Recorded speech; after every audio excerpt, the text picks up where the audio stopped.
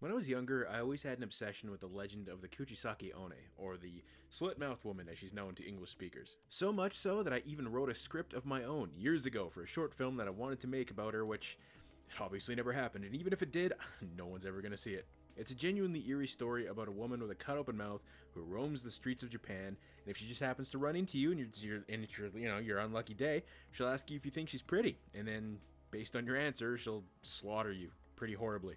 It's a tale ripe for the big screen, if done right. In this movie, it kind of does it. The movie kicks off with people around Japan talking about the legend, people running into her, various encounters with her, and, whatnot, which is an intriguing way to kick it off.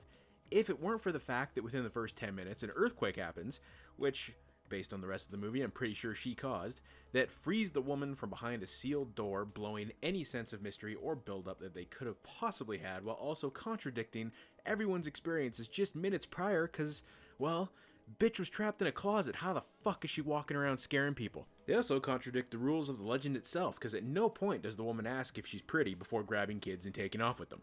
I mean, a dude keeps hearing her say it in his head, but I can't really elaborate further without spoiling stuff. Oh, so you want to take a guess at what the plot entails?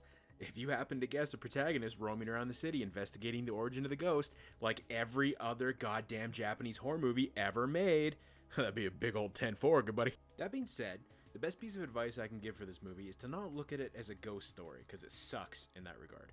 But where I feel like it really exceeds at is if you treat it more like a crime thriller in the vein of like Silence of the Lambs or Seven. Now, I'm not saying in any way that it's as good as those movies. It's not. Those are classics for a reason, but there are some fairly genuinely eerie and disturbing moments to be found in this, as well as a protagonist who isn't just a survivor, but also a troubled person who has done some things that aren't exactly good, unless you consider smacking a kid around good, and well, I mean, there's some kids, you wanna. I would say Carved, or Kuchisake Onna, is a much better take on a Japanese urban legend than Teki Teki was.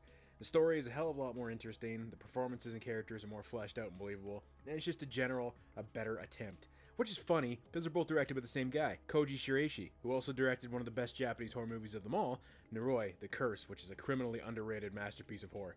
But I've already covered it in a previous Frighttober, so if you want to see my thoughts on that, it's there. Even though he made this 2 years before Teki Teki, so I don't know what the hell happened with that one. It's not perfect, but it's not terrible. The ending kind of drags on a bit longer than it needed to. Also, if you want to make a drinking game out of it, and just take a shot every time a kid gets smacked in the head, you'd be dead by the end of it.